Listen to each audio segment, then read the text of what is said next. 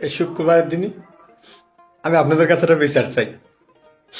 আপনারা জানেন যে মোটামুটি আমি একটু চালাক।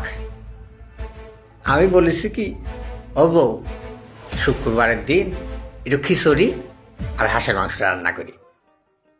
কয় তেল নাই, তেল নিয়ে আসি তারপর রান্না।